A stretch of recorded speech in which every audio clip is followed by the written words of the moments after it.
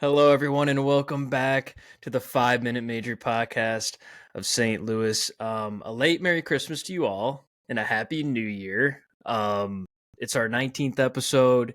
It's almost 2025. Time's flying, man. And the hockey season's flying, and we hate it. We want everything to slow down. But we do love bringing hockey news to you every week, except for the last. We wanted to take some time for family and Christmas and all that. So hopefully everyone had a great one.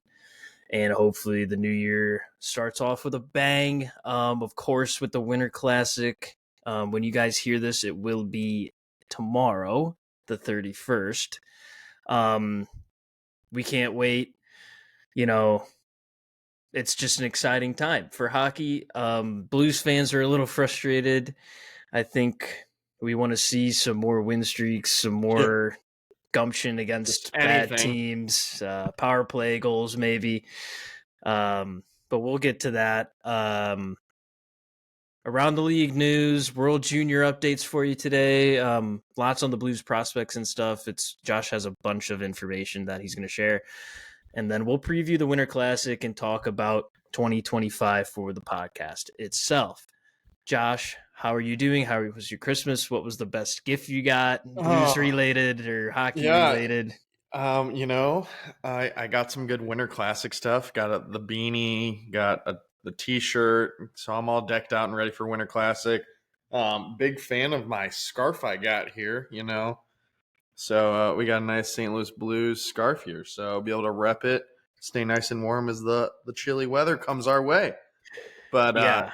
It was a good Christmas. A lot of time with family, and that was the most important thing to me. So I'm happy to be here, happy to talk some hockey. I know in the world of hockey, there's been a lot going on, like you said, and only more to come. Yeah, it's an exciting time. We're wearing the same hat. If you're watching, Josh and I are wearing the same Billikens hat that we got. Series 6, baby. We love Series 6. Shout out them. Yeah, go get all of their merch. All of their stuff is super cool. If you want to look cool like us.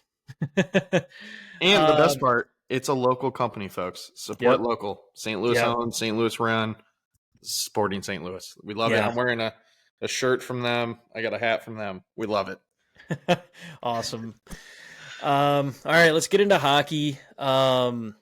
Just quick, as we always do, we're going to go around the league with just a few things. And then we'll hop into recaps of the Blues games since we've been gone, which is a few. Yeah. We'll try and go fast for you guys so we can get to the juicy stuff like World Juniors and the Winter Classic. Okay, let's start. Mackenzie Blackwood signs a huge deal, like insane, in my opinion. 5 years. He's getting 5.25 average. You know what? He deserves it. He played really good in San Jose. I have his stats here in his 5 games that he's played for the Avalanche, and he's 4-1 with a .940 save percentage and a 1.82 goals against average. So I think a little bit better than Georgiev, just a little there. I think having a better team and a literal average goalie, like, this is all they need. An average goalie, and now they're like definitively third place in the Central by like 2 games. Yeah. So welcome back, Colorado. We didn't miss you, but you can go back to where you came from if you really want to, because that's where you deserve to be. We can't stand it. They're so good. I just give props to him for showing out and showing this team that he's worth it.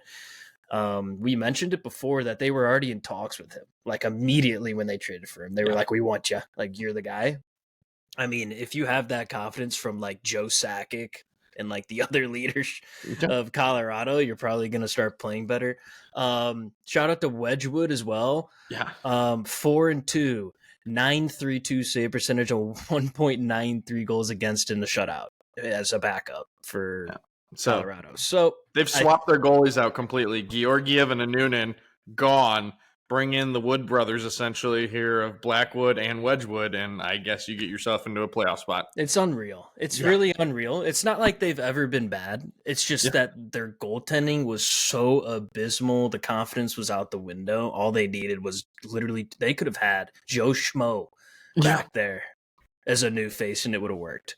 But shout out to the Wood brothers. Good for them. And shout out Colorado, man. Like, you guys have stuck around for, like, what? A long time now. Yeah, like we're talking almost 10 years of solid play.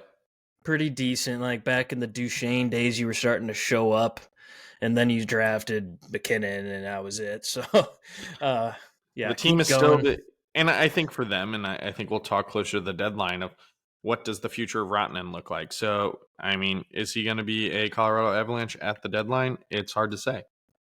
But yeah, he's going to cost you probably 14 million. I mean, he's literally the sneakiest best player. Like, he's top 5 player in the league. No one talks about him just because he's on the team with the other two of like the top 2 players in the league, McKinnon and Makar. So, good for them, man.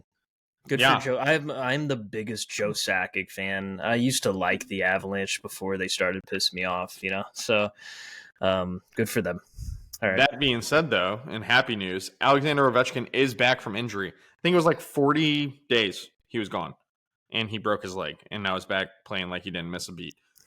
He scores number 870 tonight, picking it up right where he left off, and I love to see it. I love seeing Alex Ovechkin be able to do these things, and I think for us, the recognition of how many more games do we get to have of this stud, and you can't take it for granted. So really good to see Alex Ovechkin back in and just picking up right where he left off. He is built different, folks. Yeah. He's not human compared to a lot of players. A lot of players would have been out for the year.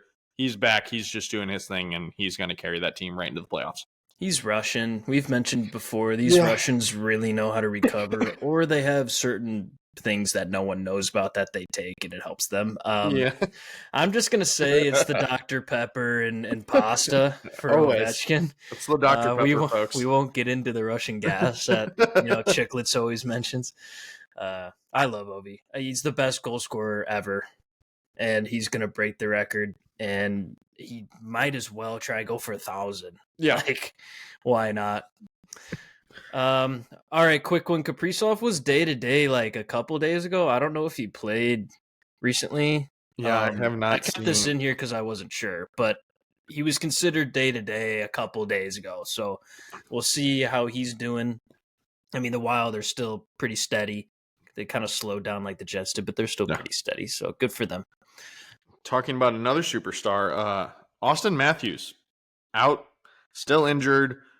It's an undiagnosed injury that we're hearing. It's the lower body, I believe. No, they said it's upper body. Upper body. So he is progressing, and I think that'll lead to some questions when Four Nations comes around. Is he going to play in it? Is it better for him to sit out and get healthy? I think there are some questions on a lot of players when Four Nations comes around about that. Yeah, and I think he wants to play. Like, there's no doubt he's the captain of the team, and I'm sure he wants to play for USA too. Yeah. I don't know. It's just this weird I feel like it's a chest thing, like a sternum. Yeah. You know how Kachuk had a sternum thing, and he was really struggling. Not the cup before, but the cup before the last one. Like, it could be something like that where I don't know. You never know where his breathing's impeded. It's messing with everything. You're using all those muscles to shoot. Like, so much goes into that. So hopefully he's back soon.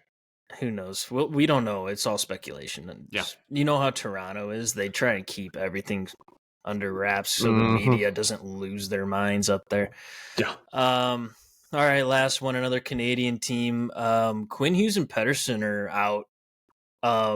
Suddenly, Tocchet said it was like an unknown timetable a couple days ago. He said, quote, day-to-day or week-to-week, I'm not sure. So your captain and your 1C are out right now for Vancouver. Yeah. They still somehow stole a point their last game. Just Connor Garland. I saw this guy he's a workhorse. He's one of those players that you love to have on your team. You hate to see him when you're on the other team. You know, he's the perfect hockey player. Good for him. He's got an A on his chest now, by the way, in Hey, Vancouver.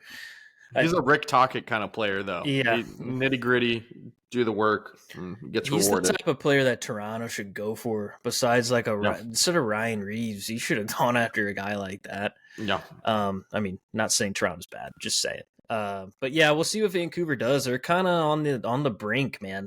They might not make it. Like the second wild card right now is Dallas because Colorado keeps winning. So the Blues are like 3 out or 4 out. It's not looking good right now. We need to start winning. You know. I mean, currently Vancouver's sitting in the first wild card spot Oh, with 42. really? Yeah.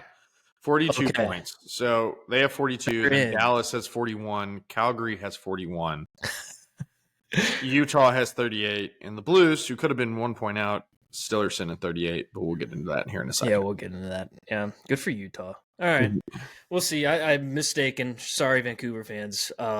You guys are still okay, but you never know, man. There's like Calgary's chomping, Utah's chomping at the bit right now too. It's just like you never know, and maybe Dallas goes on a run and Colorado drops out of the 3 spot. Now they're in the wild card 1, and you're in the wild card 2. It could just happen just like that. Yeah. So that's the craziness with the NHL.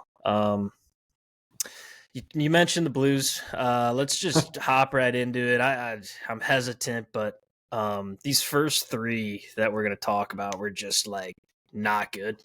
Yeah. Go back to December 17th. We were at home versus the Devils. You really wanted me to go to this game because you couldn't go because it was neighbors bobblehead night. Yeah, but I couldn't go. So we thank couldn't the Lord go. you didn't because it was a terrible game. So God, I sold these tickets. Dude, I asked so many people to go. I was like, at the end of the day, I'm watching it. I'm like, thank God I didn't go. 4-1 loss.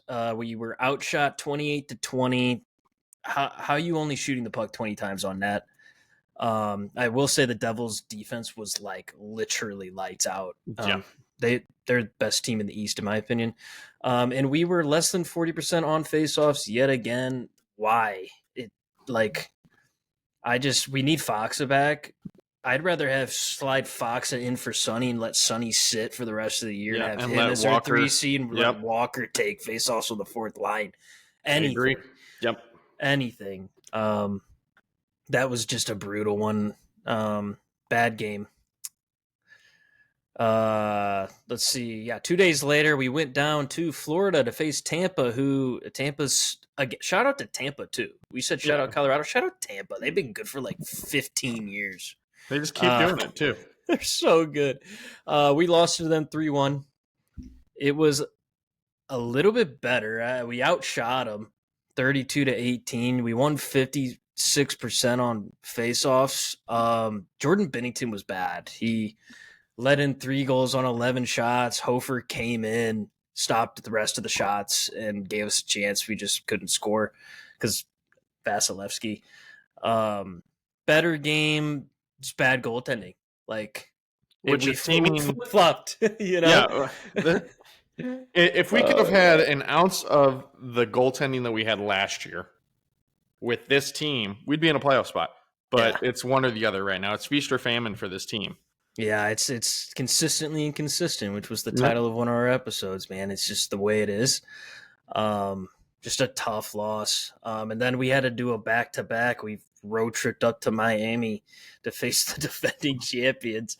We took this one to OT, lost 2-1. Everyone knows Barkov did it himself. He made Holloway look stupid, then made Shen look stupid, who took a bad penalty, and then he literally scored the game-winning goal on the power play in OT. Jake Neighbors goes out in this game from a dirty hit from Sam Bennett, which good, better, and different. Hit. It was a dirty hit, and I love Sam Bennett. Don't get me wrong. It's a great play. Dirty hit, did not get disciplined, and no penalty on the call. At least a 2. Just give us a 2-minute on that. It's a safety thing, guys. It was a charge. I mean, he was in stride across the ice and hit him. That's just our opinion. We're Blues fans, duh. But even if I wasn't a Blues fan, you know how everyone always say this, right? But it was a bad hit. You just can't do that. I still think we should have won this game. Hofer was unreal.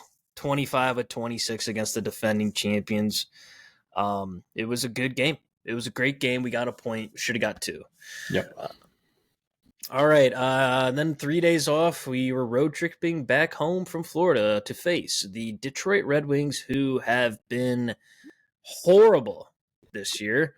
The Yicer plan is starting to get down to It's done. But the prospects he has in the tournament right now makes me go, maybe it's not. But like at this point, how many years have we been saying the prospects are coming? The prospects are coming. Well, the thing with him is he hasn't said they're retooling or rebuilding. Yeah. He hasn't said anything like that, like Doug Armstrong has. So the fans are pissed, and I would be too. I'm not even a fan, and I'm upset. I want Detroit to be in the playoffs, man. Like that's the Red Wings are in a big drought right now. They need to get back, and I feel bad for Larkin. Like, yeah, it makes you wonder what this team's going to look like next year. We'll see. Supposedly they've been talking to Buffalo about trades and stuff, and I'm like, why would you two trade with each other? Anyways, they came into St. Louis. We destroyed them. I mean, it was a bloodbath. 4-0 win. Binnington came in, got a shutout after a bad game against the Lightning. Holloway had his first career hat trick. Loved the kid. He's third in the team in points right now, I'm pretty sure. Mm-hmm. Texier played first line minutes, ripped a beautiful wrister. So he scored the fourth goal. And yeah, took advantage of a bad team. And that's what you got to do to make the playoffs. And yeah, it's just something that has to. You can't. I know that hockey isn't guaranteed. Cam Jansen mentioned that on the radio after today's game against the Sabres. He's like, you can't win. Any team can beat any team, but you literally have to win. Like, you have to find something to win these games, and we did against Detroit there, so good for us. And here's the thing. So you can tell we're in a retool if Alexander Texier is playing on your first line. But in retrospect, I mean, he gave you everything he could in that game and had a great game. But we're still missing pieces, and that's where I know that we're still at a retool and why I'm really worried about the ability to make the playoffs this year after watching these kind of games where the secondary scoring is not there. The power play is abysmal, and I thought it would just take some time because Montgomery ran the power play when he was here as an assistant, and they were lights out. But I think we just don't have the players to have a lights out power play right now, and it's pain. It's hard to watch because that's why we're losing games right now. Is because special teams is killing us. Yeah, and I'll talk more into that myself when we get to today's game against the Sabres. All right, so win against Detroit at home. Christmas break. Yep. Needed it. We're going into it with a win. Awesome. We come out of it on the 27th. We play the Predators at home. Chaos. 7-4 win. It was 2-1 in like the first whatever amount of minutes, and I tweeted out, this might be a high scoring game. And then it was 5-3 like going into the third. I was like, this is just insane. Yeah. Goaltending wasn't around, which didn't matter to us. We actually scored goals. Fowler's best game is a blue for sure. A goal, 2 assists. He was on the ice for 6 of our 7. Amazing. Thomas had 2 goals. Holloway had 2 assists. Just a great overall game for the offense. Goaltending was okay. Letting in 4 any other day is not good. But pulling out a 7 spot against a central rival, against a team that's bad right now for some reason, is good. All right, let's go into today's game against the Sabres. I was going into this not thinking we can, but we need to win. It was Binnington's Binnington, his third start in a row now? Or did Hofer play against Nashville? I don't know that one off the top of my head. I don't remember. Anyway, Binnington came in. He needed to play well. He didn't. It was 2-0 in the first period, and he let in 2 goals on 3 shots. Now, I will say the first one was a beauty set play, 1T. Literally almost no chance. The second one, was Tage Thompson just was able to walk into the middle of the ice and snipe home, and that's the last guy you want that I was gonna say him just to happen. reminding us why it hurts a little bit that we traded him.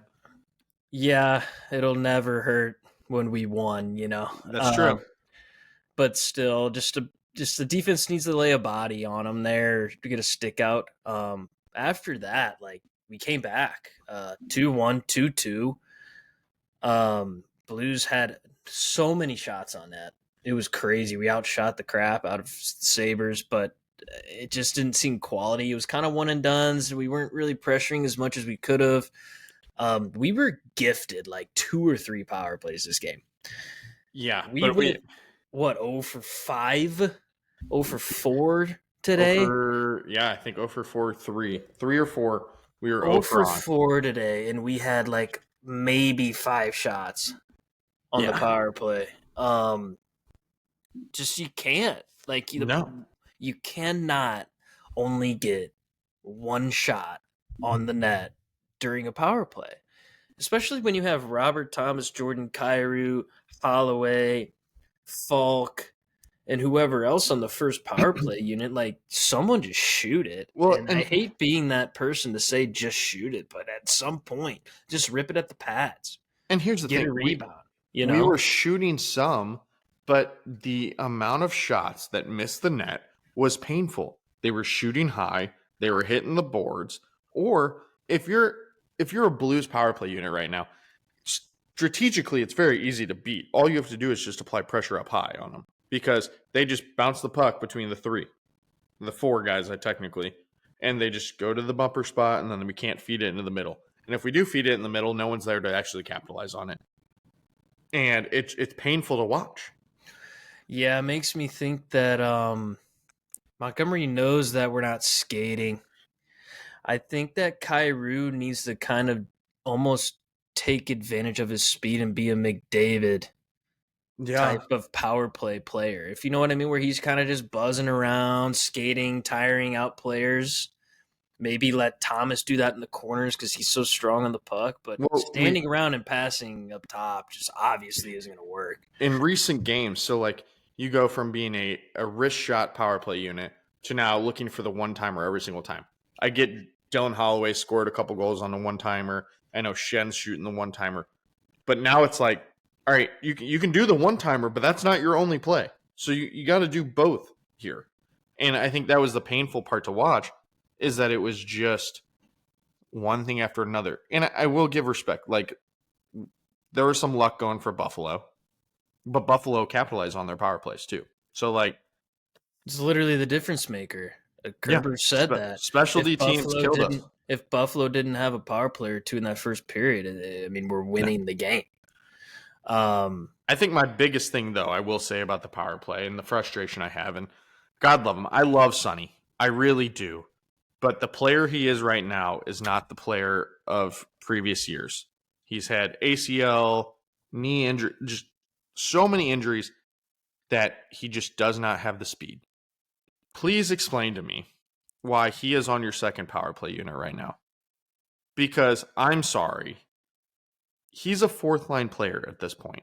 And he does everything for you, and he gives you all of his heart. I'd never question his heart or his dedication to this team or the organization. But I'm sorry, he's not made for the second power play unit. And I don't know what the answer is. I don't know who to put there right now. I don't know if Justin Falk really should be a guy leading the power play unit on the point either. Cam Fowler's doing a better job, and he's been here shorter. We were hot and cold on Philip Broberg running the point of the power play too. And at this point, I'd rather play 2 defensemen on that unit on the second and put Falk and Broberg out there and go 3 forwards. Yeah. Because it just is not working. Yeah, I think Montgomery's got to figure it out. He can. I think he just knows he's limited and he wants to win face-offs more than anything, but Sonny's just not even doing that. No. I'd rather Shen wins your face-off there. I'd rather you put Walker in. Yeah, right now, honestly, anyone. If we're talking about a guy that can go in front of the net, like, why not put Tochenko out there? Like, you put him up in the lineup, put a big body in front of the net. Like, Yeah. or at this point, and when we talk about the World Juniors, we have prospects that when they are here will fill these spots. And I know that's why we're in a retool. But Dalibor Dvorsky is making the bumper spot his bread and butter of one-time shots and just moving the puck. Yeah, he And looks really good right now. or a Jimmy Snuggeroo on your second power play unit. I think you're getting the wrist shot in that upper echelon of shooting ability that we need. Yeah. We don't have the secondary scoring that can help with the secondary power play unit right now. Well, if there's one thing we know how to pass, We are great passers, okay? they're just not getting anyone to move. Like, if you want to really score on the power play and keep it simple, you pass to make people move. And if you're not making them move, then they just have all the energy in the world to break your play up. So you can't force stuff. You gotta keep it simple, but you gotta be passing with a purpose. That's kind of just what I want to say. Consistently consistent, as we said before, we're 500 again, 17, 17, and 4. Well, technically we're 17 and 21. Fowler played in number 999 tonight. He will play in 1,000 at the Winter Classic. Little round of applause for Cam Fowler. He has been so good. Everyone, like half the fan base didn't get the trade. It made the most sense, man. Like, I don't even care about age anymore. I just care that you can play the game consistently, and that is Cam Fowler. So good for him, and I'm happy he's here.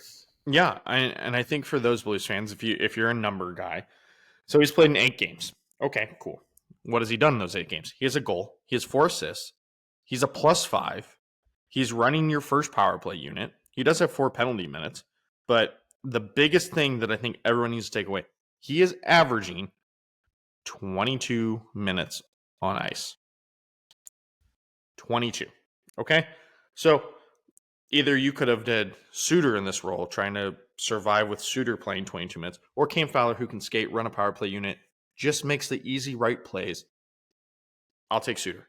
And I think right now we have to talk about this as Blues fans. I'll take Fowler. I'll take Fowler. Fowler, this trade, in my comparison, is similar to an older J-Bo acquisition. This guy is steady. He's playing with Parayko. He's doing everything right for you. And we got another year of him next year, and I'm really interested to see what Steen and Doug Armstrong does with him. But, I mean, he's doing everything right now for you, and I love it. And we had talked about him as a guy that the Blues should look at. And he's getting paid $4 million for you right now? Heck yeah. That's a great acquisition. Cam Fowler is everything and more that the Blues needed right now. And he is just eating minutes, which is the most important thing for us. Yeah, and people are so funny about money and contracts. And you know, they're up in arms about a Letty or a Fowler making $4 million. You know, and then people are also up in arms that Blackwood's making 5.25. It's like, well, maybe they deserve it. You know, like, don't you realize we just read off Blackwood's stats? He's might be worth more right now. So they got a steal for 5 years. At least right now they do. And that's what we're thinking right now. Oh, we got a Cam Fowler who's 5 points in 8 games. He's playing 22 minutes a night on our top pair and running a top power play unit, even though it stinks right now. And he's getting paid $4 million. Like, that's a steal. And like you said, Jay Bouwmeester was just the epitome of the perfect player. Like, it's just truly a hockey just genius with the puck. I miss him every day. I hope he's doing well. Love you, J-Boy. We miss you, J-Bo. Do you love skating but hate having to drive out of your way to have fun? Skate St. Louis can help. Skate St. Louis is a locally owned roller skating operation designed to bring unique activities directly to you.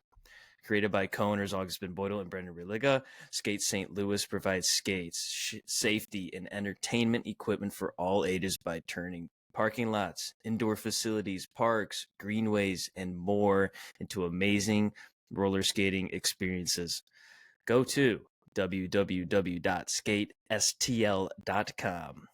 email them at contact@skatestl.com or call/text them at 314-745-6096 for more details. Remember, support local St. Louis businesses, y'all. Looking for a premium handcrafted leather goods that can last a lifetime? At Valiant Leather Works, they specialize in custom designed leather products made of the finest materials with expert craftsmanship. From wallets to belts to bags to accessories, each piece is crafted with finite attention and detail, built to stand the test of time. With a lifetime warranty, elevate your style with luxury that speaks for itself. Valiant Leather. I personally have Valiant Leather products, and I'm looking at getting another one here in the next couple of days. He's working on a wallet for me. Please go to his website. He is doing free custom engravings with each order.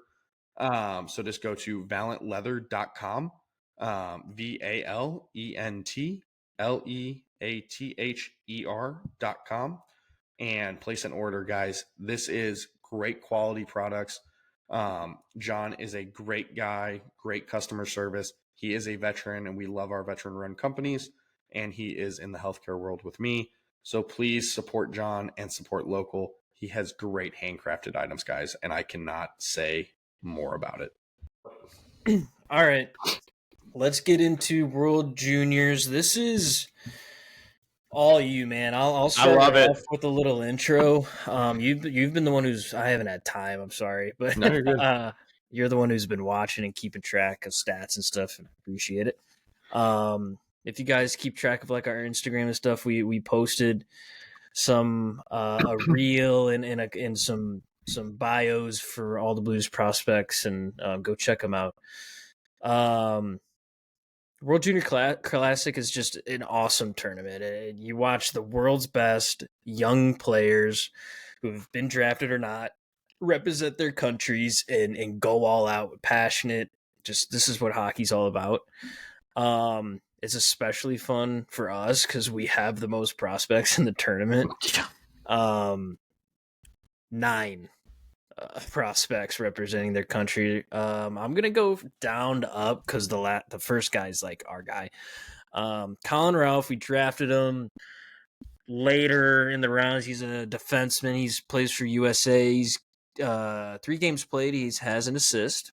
Nice. He bounced back, I heard, after his first game. So good rough for first him. game, but he's really turned it around on a powerhouse team. Love that. Stonsel. This guy has been nuts for Czech. He's played in 2 games.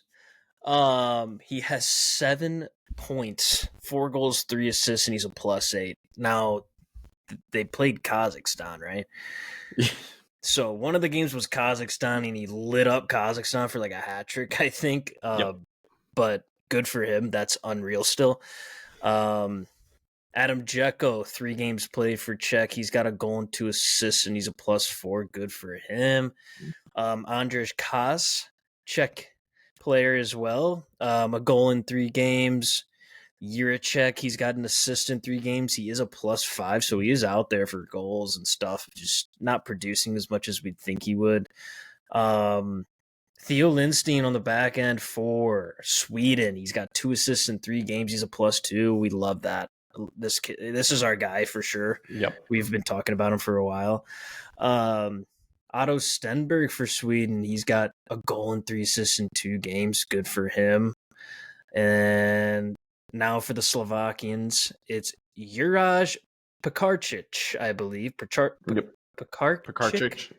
Yep. Yeah. An assist in 3 games. Good for him. And then Mr. Dvorsky has 2 goals and an assist in 3 games, and both of those goals were like absolute beauties. You can see him on our Twitter. You can just look up his name; it'll pop up. And he's been really good in the AHL too. Cannot wait till he's playing NHL hockey, man. I want to watch him play every game. Good for him. Now, sorry. I think the guys that out of this tournament. So there's like 4 guys, but Dalibor Dvorsky and Jakub Stancil on a line together is going to be lights out, and I cannot wait. And it makes me giddy thinking about it because Yeah. Stancil is just as exciting as a prospect as Dvorsky, in my opinion. And I think Blues fans are just now realizing it, and it's going to be fantastic for this organization. Yeah, he's a big boy too, isn't he? Stancil, he's a massive guy, so he's gonna be almost like a not this caliber, but almost like a McDavid Draisaitl pairing. You know what I mean? Big guy, smaller guy, quickness, love it. All right, Group A. Let's just list them off: Canada, USA, Finland, Latvia, Germany. Group B is Sweden, Czechia, Slovakia, Kazakhstan, and Switzerland. As you all know, there was a crazy upset of Latvia over Canada. We'll go into that a little bit. And yeah, I'll give it over to Josh because he's the guru of all this stuff. All right, so World Junior Hockey. It is the Boxing Day start off of Canada. It is the epitome of prospect hockey. So we talked about groups. Starting with USA, I'm going to do a little breakdown of each team. So USA is the favorite team. They won the gold last year. They are here on a mission. They are returning 10 players on this team. Okay. So they are stacked from top to bottom with NHL prospects, NHL draft picks. And let's be honest, I think they have 6 first-round draft picks on their team currently. And then Colin Ralph, who's a Blues draft pick, who was drafted, I think, 48th overall for him. So powerhouse team, great goaltending. Their goaltender, if you have a chance, look him up. He does have a chance to medal in almost 4 in a row World Junior Championships because he has been on 4 teams now. So stud team. That being said, they were upset today. They lost to Finland. So they lost to Finland in overtime. They are still sitting in the first place spot, though, in Group A. All right, Canada. A lot of question marks on this team going in. Canada, when they were assembling this team, I did have some question marks. They left 3 or 4 guys that were leading point scorers in their divisions. So in the CHL, in the OHL, like guys that I had really big question marks on. And I'm now starting to question why they didn't add them because scoring has been a little bit of an issue and a struggle as they got upset by Latvia. Canada, though, finished 5th. A little bit of a tough pill to swallow last year. They did return 5 players from their underperforming team last year. But this team entering with 10 first-round draft picks on it. So, like, let's be honest. They should be competing at a high level. It's Canada. There's no exception. And I think that country cried a little bit when you lost to Latvia. And I don't blame you. But props to Latvia. That was a heck of a game. Fantastic play. And the guy that I want to give a shout out to on that game is Linders Felderbergs, who was the goalie for Latvia. That I'm pretty sure stopped 52 shots. Holy crap. Like, yeah, good for you guys. You know what's funny is Artur Shilovs is Latvian too, and he kind of had that same like moment, you know. Latvians breeding some goalies. Good for them. That is truly one of the biggest upsets in World Junior history. I don't feel bad for Canada. Let's go Latvia, baby. I'm rooting for them now. Which is a huge game for Latvia in the relegation process as well, which we'll talk about here in a little bit. Next team up, Finland. Finland's coming in with some very unfinished business after last season, losing the bronze medal game. And then they've not won the World Junior Championship since 2014. So this team, not as much of a superstar-studded team, but very hardworking team. And that is the key for them to push for a medal again in this tournament is a lot of hardworking to make up for the lack of scoring on this roster. And as of right now, they upset the U.S., and that's a good first step about progressing towards the championship rounds and competitive rounds after this round robin. All right. Team we've talked about so much, Latvia. Didn't know a lot about this team coming into the tournament. The biggest thing I had for them is avoid relegation. Okay. And as of right now, they're pretty clear going to avoid relegation, so props to them. The team, though, is looking to Urkis Matiko and Linders Felderbergen are the 2 guys that I think people will take away from this Latvia roster as really big guys. I believe Linders will be draft eligible this year, so I'm very interested to see where he does get drafted. He is playing in the QMJHL currently, where he has some pretty solid stats. He's 11-4-2 with a 2.51 goals against and an 899 save percentage. That being said, the QMJHL is like the freaking scoring crazy league. So, I mean, for him to still have those good statistics, props to him, and he's showing it in the World Juniors. But Latvia, props to them. It's a smaller country, really, in the grand scheme of hockey. So good for them, and they're having a solid tournament, in my opinion. They're fun to watch. They're excited. The guys are excited, and that's the best part. Next team up, Germany. So Team Germany beat Norway in the 2024 World Juniors to avoid relegation and stay in the top level. That being said, they returned 5 players from that team, and I think they really need to build upon this roster, but they've come in and drastically underperformed. And I really think Germany is going to be on the relegation block again this season. That being said, next team, Sweden. Oh my gosh. Now, there's a lot of people that question if this team was going to have the scoring power, if this team was going to be star-studded. They're going to be just fine. Sweden is a powerhouse in junior hockey and only getting better. And I have to say, part of that, I think, has to do with Alexander Steen, who went back and helped the Swedish Hockey Federation in developing and growing that. And they just keep making studs. Sweden does have 2 of your Blues prospects, that of Theo Lindstein and Otto Stenberg. Lindstein, who we have talked about so much in this podcast, is a stud. He's playing the first pair. He has not had the offensive drive that I think a lot of people wanted to see, but he has played a phenomenal shutdown role for this team. And then the people of the World Junior Classic, NHL Network, everyone that has talked World Juniors cannot stop talking about Otto Stenberg. He's a leader, passer, great skill, great two-way forward. I think they've said his two-way game has improved so much that it is going to help him transition to the North American game so much. And I think a lot of that has to do is both these players are playing the Swedish Hockey League, and they're playing with men. So you can tell that they are at a whole other level, and this Swedish team is stacked from top to bottom, in my opinion, and they have some of the best defensemen in the tournament, in my opinion. So Team Sweden, I think they're really going to push for a gold medal. No surprise that their defense is good. They've produced some of the best defensemen in the history of the NHL. I hope Lindstein can be someone that the Blues keep forever if he can really be that guy. We haven't had a Swedish defender since Broberg now. So Broberg. Yeah. I was thinking of Gunnarsson, but yeah. No, Yeah. let's go. So maybe a Broberg, Lindstein, that'd be sick pairing. Lindstein is going to be a household name for Blues fans, okay? And I think people need to understand Otto Stenberg is going to help this team substantially in the next couple of years. I think we're going to see Stenberg before Theo, but I think by 2027, both of them are on the Blues roster. And I think by 2027, I think this team is – people don't realize it, but we're going to be so much better than we are right now. Yeah. Like the skill level is going to be insane. It should be, Hofer should be your number one and Binney can back up. I mean, Binnington as a backup is probably the best thing that can happen to this team. So they'll just, on top of getting all these prospects we're talking about, is just huge, man. Like, the patience is hard as a fan, but with time will be great again, man. So, all right, sorry to interrupt. No, you're good.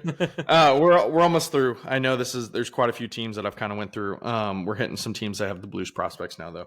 So the Czech team, I honestly think they are underrated in this tournament, and I think they're gonna give Canada, they're gonna give US, they're gonna give a lot of teams a hard time. That being said, this team will look for a lot with their main guys, Edward Sale. He's a prospect of the Kraken, and he is an offensive beast. The other guys they will be looking at after coming back after having a bronze medal this year is Jakob Stansel. He is a key factor for this team. He is the epitome of a power forward. And I want to give a little comparison on how they're built. Evgeny Malkin's about 6'3" to mid-200s. Stoncil's 6'3", mid 200s.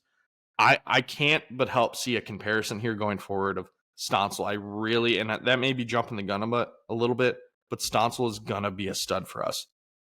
Also with this, the Blues have Adam Dzeko. He's 6'5", power forward, gets to the front of the net. He's a stud, and he is only getting better. The other two players on this roster, though, that Adam Jurkic, who we drafted this last year as a first-round draft pick, he's coming off a knee injury. He was playing in the OHL. He's getting there. He was put on this roster. He might not be producing offensively, but he is steady. He's a +5, playing a great two-way defensive game, and will also be a factor. I think he's a 3-4 defenseman for us going forward, which is huge. And defensemen don't grow on trees, and he's got the pedigree. His brother plays for Minnesota, wasn't in Columbus. I would have loved to get him, but I think Adam will be just as good or better than his brother. The other two players, so we had talked about Dzeko and then Andre Koss. Koss is having an okay tournament. He does have a goal. He's more of a nitty-gritty kind of player, plays a physical game. Look for a little more development. I don't know as much about him. He's out of the 4 guys on this team, I think he's number 4. But I think there's a lot to be said about this Czech team going forward.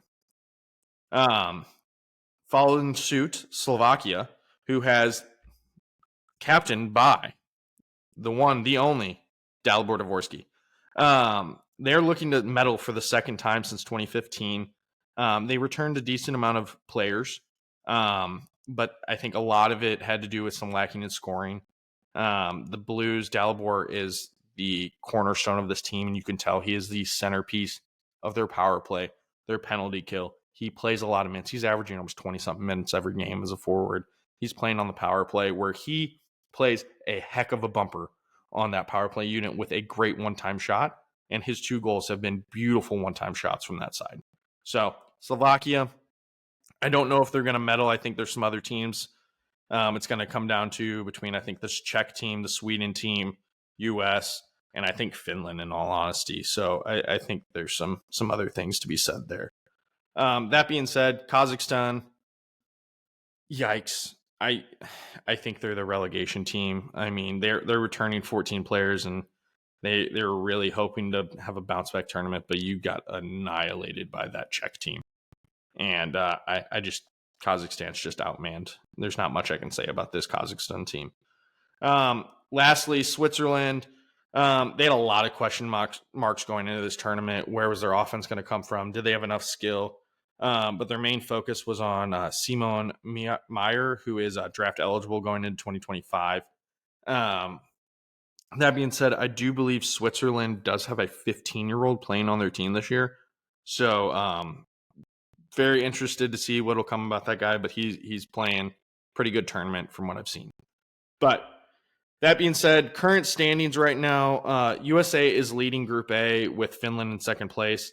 And then Group B, the Czech team is leading. Is a tie technically between the Czech and Sweden team, but there's a tiebreaker that Czech went out on.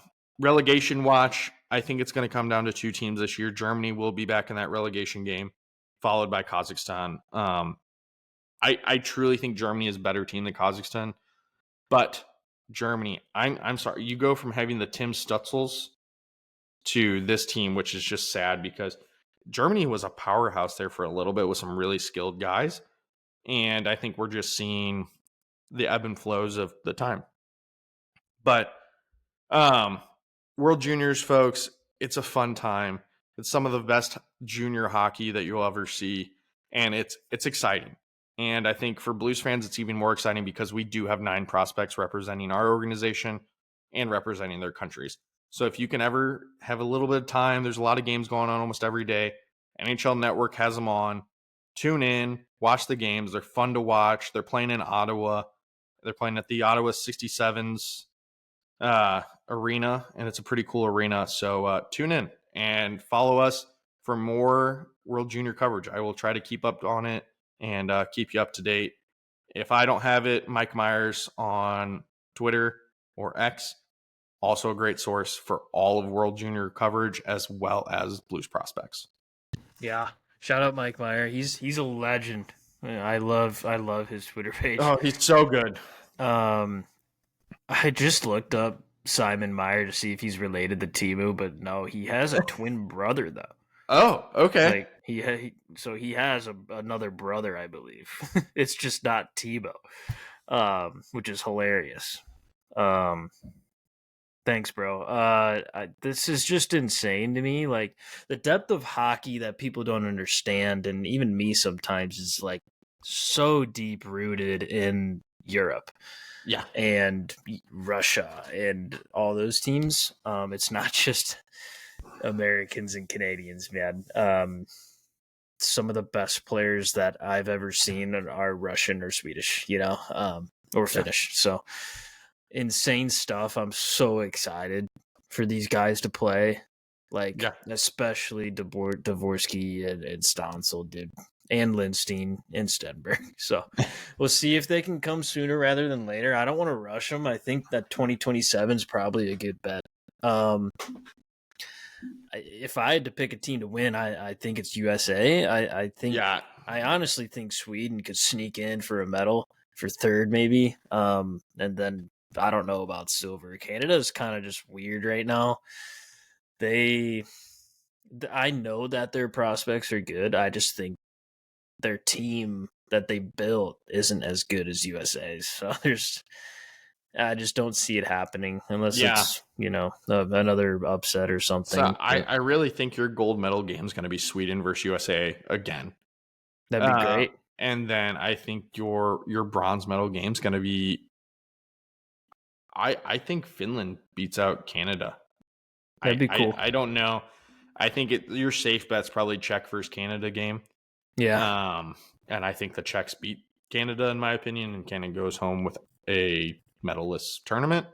But that being said, I think USA is too good. I know they lost in overtime today, but they're just built different, and their captain is like the world's against us, and we love that, and we're ready to take it on. Yeah. So, and also if your goal song is Freebird, oh, let's go. I'm ready to rock and roll. Whoever put that together is a genius. It's awesome. All right. Let's get back to the NHL. The Blues. We're going outdoors, baby. Tomorrow. Well, tomorrow for you. The 31st. New Year's Eve, which is to me is different. We played on the 2nd when it was here, and then Minnesota, I think it was on New Year's Day. So I don't know why they're pulling it back again. But it's at 4 p.m. at Wrigley. Blues Blackhawks. The Blackhawks 7th outdoor game, I think. They are 1-5 in the 6 games they've played. Of course they are. Which is hilarious because New York is 5-0. The Rangers. So good for you, Chicago. I'm sure their fans are loving the new jerseys, but I don't know if they want to play another outdoor game because they just seem to lose them. They do have they're 7-8 at home this year. It's technically home, and then they're 4-6 in their last 10. I looked up the record for Blues versus Blackhawks in the history of our franchises. I think they're like 130 and 113 against us, so that makes us like 113 and 130 against them. So it's really not that bad. It's been decently even. I think they only have like 70 more goals scored against us. It's something weird like that. Been close for years. The Blues are 4-4-2 in their last 10. We are better on the road. 4-1 in our last 5 against the Blackhawks. We're 2-0 in outdoor games. I'm really excited for this because we just seem to play better when it's outside. I'm excited for Fowler to get his 1,000th game. Talk about a memorable 1,000th game. Like unreal. Like it's great. Is he the only player to ever play 1,000th or a milestone game at the Winter Classic? I feel like he is. This could be a trivia question someday, folks. We'll look it up. We'll have to look. We should just look that up right now. Yeah, so good for him, man. I love Cam Fowler. Kyrou, Kyrou holds the record for most points in a single outdoor game in NHL history with 4. And he had 4 points in 2022 against where we routed Minnesota. That game was so much fun to watch. Can't believe we dominated them like that in the icy winter like that. It was so great. I hope we can do the same against Chicago. I guess it's not going to be that cold, bro. Like I was thinking it was going to be snowy in Chicago, but I don't think it's going to be that bad. And then I am pretty positive of this stat here. Colton Parayko is the only Blues player to play in these 3 Winter Classics. I don't think Sundqvist was on the team in 2017, and I don't think Shen was either. So I think it's just Parayko, which is nuts.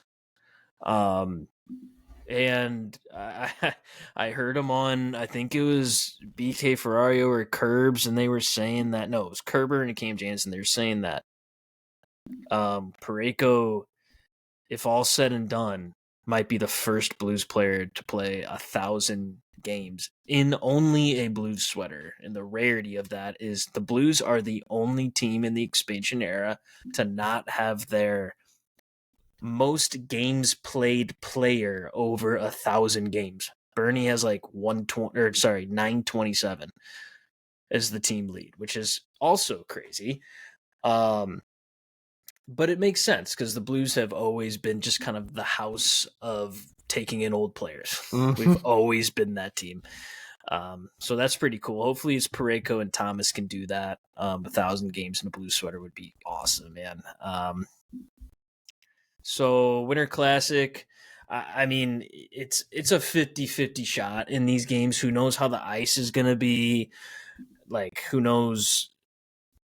Just anything could happen. I like our odds just because we've been playing well against Chicago. We've played great outside. It is a completely different team. It's really just a fun time. I can't even be mad if, we lose in overtime or something. I just don't want it to be a blowout.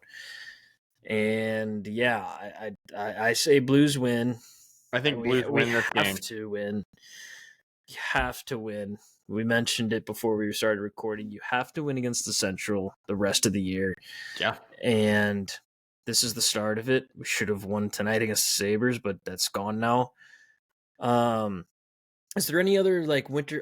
Chance the Rapper's performing. That's cool for Chicago. And then the Smashing Pumpkins, I think, are too. So that's cool. We really wanted to go to this, dude, but it was way too expensive, guys. Yeah. We were looking at tickets, and it's like the 500 level. It's over $500 or whatever. I'm like, not worth the trip on New Year's Eve. Yeah, I think the cool thing, I think tomorrow the Blues have, it's called the Blues Express. So you can ride the train up from St. Louis. It was about $150. They take you up, was it tomorrow? Yeah, has take to be the train tomorrow. Up tomorrow, and then you come back at like 9 something after the game. Oh, so it's a little day trip. So you go up there on the 30th? Yeah. Okay, and then you get your hotel or whatever. You get your hotel, you stay the night, and then you take the train back with a bunch of Blues fans, which I think would have been so much fun. Yeah, would have loved to do that. But that being said, tickets were just outrageous. Yeah, I guess you're right. But to those going, please let us know how it was. It looks like it's going to be so much fun. I hope we do have another Winter Classic. Hope we have one here in St. Louis. I would love to attend the game. And just be part of it. I got to do all the festivities for the one that was here, and I went to the alum game, but I didn't get to go to the actual game. So looking forward to this. Dude, the one here was so much fun. It was almost like an anomaly. It was a year before we won, or 2 years before we won the whole thing. I looked up the rosters. So much fun. Berglund, Fabry. Yeah, you want Shattenkirk. Who else was on that Gunnarsson, team? Edmondson, Scotty Upshaw, Yori Laterra, Robbie Fabry, Schwartz, Bouwmeester, Steen, Berge, Shattenkirk, Dmitry Yaskin, Paul Stastny. Oh, I love Stastny. Petrangelo, Kyle Brodziak, Colton Parayko, David Perron, Ryan Reeves, Vladimir Tarasenko, and your 2 goalies, Jake Allen, Carter Hutton. But the best part is the players that were scratched. Mike knows why. Ty Ratty, Nail Yakupov, and Brad Hunt, man. Can you believe those 3 names are just crazy to hear? Can you believe we had Nail Yakupov? Number 1 overall pick, scored one of the funniest goals in like Oilers history, where he scored that winner and he slid all the way across the ice on his knees. It was like a regular season game. He just loved to play, but he wasn't any good, man. I think he did go back to like the KHL and played pretty well, though, if I'm not mistaken. But those are some crazy names to hear. So I will say that Parayko's going to be the only one to play in all 3. Good for you, Parayko. Yeah. Good for you, buddy. We love you. Yeah, I don't think I have anything else for Winter Classic. If you, send us pictures, post them on your story, tag us. Just we'll retweet them or whatever, or post them on our story as well. We can't wait. It's always a lot of fun, and it's 2025, everybody. All your New Year's resolutions, I hope they flourish or come true or whatever you're wishing for.